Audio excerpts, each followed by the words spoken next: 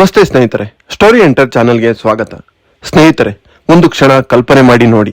ನೀವು ಒಂದು ಕಂಪ್ಯೂಟರ್ ಬಳಸುತ್ತಿದ್ದೀರಾ, ಆದರೆ ಅದು ಸೂಪರ್ ಕಂಪ್ಯೂಟರ್ಗಿಂತ ಲಕ್ಷಾಂತರ ಪಟ್ಟು ವೇಗವಾಗಿ ಲೆಕ್ಕಾಚಾರ ಮಾಡುತ್ತದೆ. ನೀವು ಒಂದು ಸಂದೇಶ ಕಳಿಸುತ್ತೀರಾ, ಅದನ್ನು ಯಾರು ಹ್ಯಾಕ್ ಮಾಡಲು ಸಾಧ್ಯವೇ ಇಲ್ಲ. ಔಷಧ ಸಂಶೋಧನೆ, ಹವಾಮಾನ ವರದಿ, ಬಾಹ್ಯಾಕಾಶ ಗಣನೆ ಎಲ್ಲವೂ ಕ್ಷಣಗಳಲ್ಲಿ ಸಾಧ್ಯವಾಗುತ್ತದೆ. ಸ್ನೇಹಿತರೆ, ಇದು ವಿಜ್ಞಾನ ಕಾದಂಬರಿ ಅಲ್ಲ, ಇದು ಕ್ವಾಂಟಮ್ ವಿಜ್ಞಾನ. ಇತ್ತೀಚೆಗಷ್ಟೇ ಕ್ವಾಂಟಮ್ ಸೈನ್ಸ್ ಅಂಡ್ ಟೆಕ್ನಾಲಜಿ ಕುರಿತು ಅಂತಾರಾಷ್ಟ್ರೀಯ ಕಾರ್ಯಕ್ರಮ ಮುಕ್ತಾಯಗೊಂಡಿದೆ. ಈ ಕಾರ್ಯಕ್ರಮವು ಒಂದು ಸ್ಪಷ್ಟ ಸಂದೇಶ ನೀಡಿದೆ. ಮುಂದಿನ ತಂತ್ರಜ್ಞಾನ ಕ್ರಾಂತಿ ಎಐ, ಆರ್ಟಿಫಿಷಿಯಲ್ ಇಂಟೆಲಿಜೆನ್ಸ್ ನಂತರ ಬರಲಿರುವುದು ಕ್ವಾಂಟಮ್ ಟೆಕ್ನಾಲಜಿ ಆಗಿರಬಹುದು. ಆದರೆ ಪ್ರಶ್ನೆ ಏನು ಎಂದರೆ, ಕ್ವಾಂಟಮ್ ವಿಜ್ಞಾನ ಎಂದರೇನು?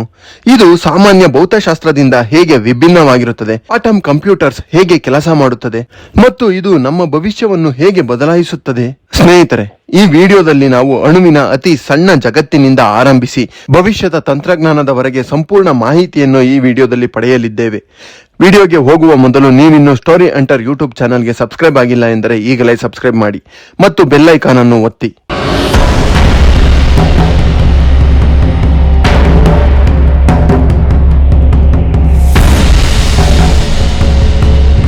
ಸ್ನೇಹಿತರೆ, ನೀವು ದಿನನಿತ್ಯ ನೋಡುತ್ತಿರುವ ವಿಶ್ವ, ಮನೆ, ಕಾರು, ಮರ, ಪರ್ವತ ಇವೆಲ್ಲವೂ ಕ್ಲಾಸಿಕಲ್ ಫಿಸಿಕ್ಸ್ ನಿಯಮಗಳನ್ನು ಅನ್ವಯಿಸುತ್ತವೆ. ಆದರೆ ಅಣು ಮತ್ತು ಉಪ ಅಣುಗಳ ಮಟ್ಟಕ್ಕೆ ಹೋದಾಗ ಈ ನಿಯಮಗಳು ಕೆಲಸ ಮಾಡುವುದಿಲ್ಲ. ಅಲ್ಲಿ ಪ್ರಾರಂಭವಾಗುತ್ತದೆ ಕ್ವಾಂಟಮ್ ಸೈನ್ಸ್. ಕ್ವಾಂಟಮ್ ಸೈನ್ಸ್ ಎಂದರೆ ಅಣು ಮತ್ತು ಉಪ ಅಣು ಕಣಗಳ ವರ್ತನೆಯ ಅಧ್ಯಯನ. ಎಲೆಕ್ಟ್ರಾನ್, ಪ್ರೋಟಾನ್ ಮುಂತಾದ ಕಣಗಳು ಹೇಗೆ ವರ್ತಿಸುತ್ತದೆ ಎಂಬುದನ್ನು ತಿಳಿಯುವುದು. ಇಲ್ಲಿ ವಿಚಿತ್ರ ಸಂಗತಿಗಳು ನಡೆಯುತ್ತವೆ. ಒಂದು ಕಣ ಒಂದೇ ಸಮಯದಲ್ಲಿ ಎರಡು ಸ್ಥಿತಿಗಳಲ್ಲಿ ಇರಬಹುದು. ಕಣದ ಸ್ಥಾನವನ್ನು ನಿಖರವಾಗಿ ಹೇಳಲು ಸಾಧ್ಯವಿಲ್ಲ. ಎರಡು ಕಣಗಳು ದೂರದಲ್ಲಿದ್ದರೂ ಪರಸ್ಪರ ಸಂಪರ್ಕದಲ್ಲಿರಬಹುದು. ಇವು ಕ್ಲಾಸಿಕಲ್ ಫಿಸಿಕ್ಸ್ಗೆ ವಿರುದ್ಧವಾದ ಸಿದ್ಧಾಂತಗಳು. ಸ್ನೇಹಿತರೆ, ಕ್ವಾಂಟಮ್ ಸೈನ್ಸ್ ನ ಬಗ್ಗೆ ನಮ್ಮ ಸನಾತನ ಧರ್ಮ ನಮಗೆ ಈಗಾಗಲೇ ಪರಿಚಯ ನೀಡಿದೆ. ಅದು ನರ ನಾರಾಯಣ ರೂಪದಲ್ಲಿ. ನರ ನಾರಾಯಣ ಇಬ್ಬರು ಒಬ್ಬರೇ, ಆದರೆ ಅಸ್ತಿತ್ವ ಬೇರೆ ಬೇರೆ.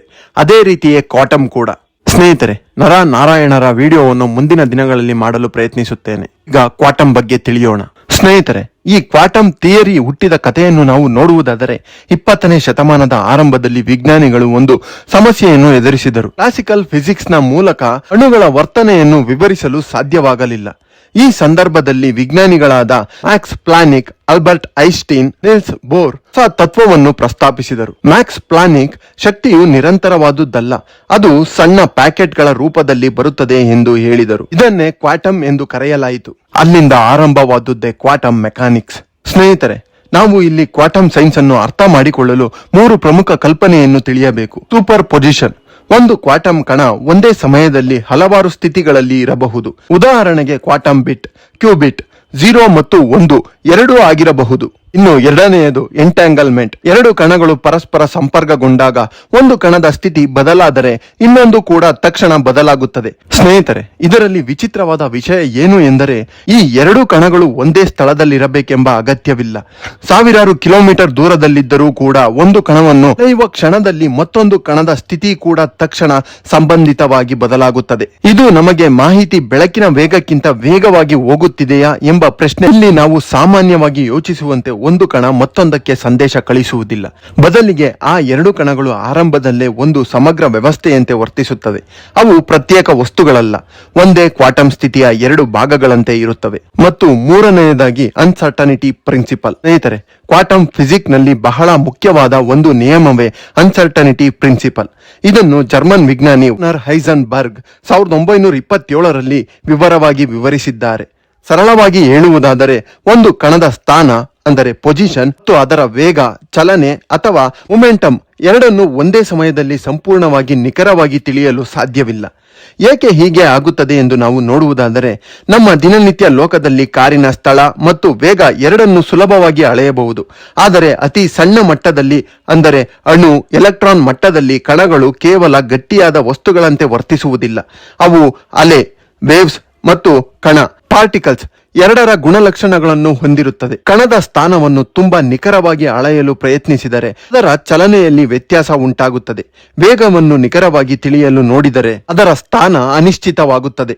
ಏಕೆ ಎಂದು ನಾವು ಸರಳ ಉದಾಹರಣೆಯೊಂದಿಗೆ ನೋಡುವುದಾದರೆ, ಒಂದು ಕತ್ತಲೆಯ ಕೋಣೆಯಲ್ಲಿ ಚಿಕ್ಕ ಚೆಂಡನ್ನು ನೋಡಲು ಟಾರ್ಚ್ ಬೆಳಕು ಹಾಕಿದ್ದೀರಿ ಎಂದು ಕಲ್ಪಿಸಿಕೊಳ್ಳಿ.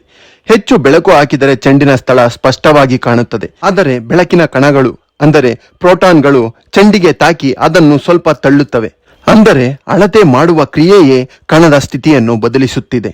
ಇದರ ಅರ್ಥ ಇದು ಅಳೆಯುವ ಸಾಧನದ ತಪ್ಪಲ್ಲ, ಪ್ರಕೃತಿಯ ಮೂಲ ಸ್ವಭಾವವೇ ಹೀಗಿದೆ. ಕ್ವಾಂಟಮ್ ಲೋಕದಲ್ಲಿ ಎಲ್ಲವೂ ಖಚಿತವಾಗಿ ನಿರ್ಧಾರವಾಗಿಲ್ಲ. ಕೆಲವು ವಿಷಯಗಳು ಸಹಜವಾಗಿಯೇ ಸಾಧ್ಯತೆಯ ಅಂದರೆ ಪ್ರಾಬಬಿಲಿಟಿ ರೂಪದಲ್ಲಿ ಮಾತ್ರ ಇರುತ್ತದೆ. ಈ 3 ನಿಯಮಗಳೇ ಕ್ವಾಂಟಮ್ ತಂತ್ರಜ್ಞಾನಗಳ ಮೂಲವಾಗಿದೆ. ಕ್ವಾಂಟಮ್ ಕಂಪ್ಯೂಟರ್ಗೂ ಈ ನಿಯಮಗಳೇ ಸಹಾಯ ಮಾಡುತ್ತದೆ. ಸಾಮಾನ್ಯ ಕಂಪ್ಯೂಟರ್ ಬಿಟ್ಸ್ ಬಳಸುತ್ತಿದೆ, ಅಂದರೆ 0 ಅಥವಾ 1.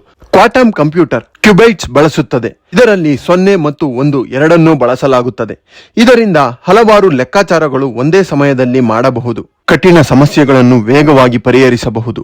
ಉದಾಹರಣೆಗೆ ಔಷಧ ವಿನ್ಯಾಸ, ಹವಾಮಾನ ಮಾದರಿ, ಹೊಸ ಪದಾರ್ಥಗಳ ಸಂಶೋಧನೆ ರೀತಿಯ ಎಲ್ಲಾ ಸಮಸ್ಯೆಗಳಿಗೆ ಇದು ಸುಲಭವಾಗಿ ಪರಿಹಾರ ನೀಡುತ್ತದೆ. ಇನ್ನು ನಾವು ಕ್ವಾಂಟಮ್ ಕಮ್ಯುನಿಕೇಶನ್ ನ ಬಗ್ಗೆ ನೋಡುವುದಾದರೆ, ಭವಿಷ್ಯದ ಸುರಕ್ಷಿತ ಸಂವಹನ ಕ್ವಾಂಟಮ್ ಟೆಕ್ನಾಲಜಿಯ ಮೂಲಕ ಸಾಧ್ಯವಾಗುತ್ತದೆ. ಕ್ವಾಂಟಮ್ ಎನ್ಕ್ರಿಪ್ಷನ್ ನಲ್ಲಿ ಸಂದೇಶವನ್ನು ಯಾರಾದರೂ ಮಧ್ಯೆ ಹಿಡಿದರೆ ತಕ್ಷಣವೇ ತಿಳಿದು ಹೋಗುತ್ತದೆ. ಹ್ಯಾಕಿಂಗ್ ಬಹುತೇಕ ಅಸಾಧ್ಯವಾಗಿರುತ್ತದೆ. ಇದು ಭವಿಷ್ಯದ ಬ್ಯಾಂಕಿಂಗ್ ಮತ್ತು ರಾಷ್ಟ್ರೀಯ ಭದ್ರತೆಗೆ ಮುಖ್ಯ ಸಾಧನವಾಗುತ್ತದೆ. ಸ್ನೇಹಿತರೆ, ಇಂದಿನ ದಿನಗಳಲ್ಲಿ ಅಮೆರಿಕ, ಚೈನಾ, ಯುರೋಪ್ ಮತ್ತು ಭಾರತ ಎಲ್ಲರೂ ಕ್ವಾಂಟಮ್ ರಿಸರ್ಚ್ ನಲ್ಲಿ ಹೂಡಿಕೆ ಮಾಡುತ್ತಿದ್ದಾರೆ.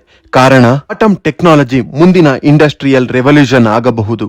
ಕ್ವಾಂಟಮ್ ಸೈನ್ಸ್ ಈಗಾಗಲೇ ನಮ್ಮ ಜೀವನದಲ್ಲಿ ಇದೆ. ಉದಾಹರಣೆಗೆ ನಾವು ನೋಡುವುದಾದರೆ MRI ಸ್ಕ್ಯಾನ್, GPS ಸಮಯ ಲೆಕ್ಕಾಚಾರ ಮತ್ತು ಸೆಮಿಕಂಡಕ್ಟರ್ ಟೆಕ್ನಾಲಜಿಯಲ್ಲಿ. ಭವಿಷ್ಯದಲ್ಲಿ ಹೆಚ್ಚು ಶಕ್ತಿಶಾಲಿ ಬ್ಯಾಟರಿ, ಹೊಸ ಔಷಧಿಗಳು, ವೇಗವಾದ AI ಇವೆಲ್ಲವನ್ನು ನಾವು ಕ್ವಾಂಟಮ್ ಟೆಕ್ನಾಲಜಿಯ ಮೂಲಕ ನೋಡಬಹುದಾಗಿದೆ. ಇತ್ತೀಚೆಗೆ ನಡೆದ ಕ್ವಾಂಟಮ್ ಸೈನ್ಸ್ ಅಂಡ್ ಟೆಕ್ನಾಲಜಿ ಅಂತಾರಾಷ್ಟ್ರೀಯ ಕಾರ್ಯಕ್ರಮವು ಸ್ಪಷ್ಟ ಸಂದೇಶ ನೀಡಿದೆ.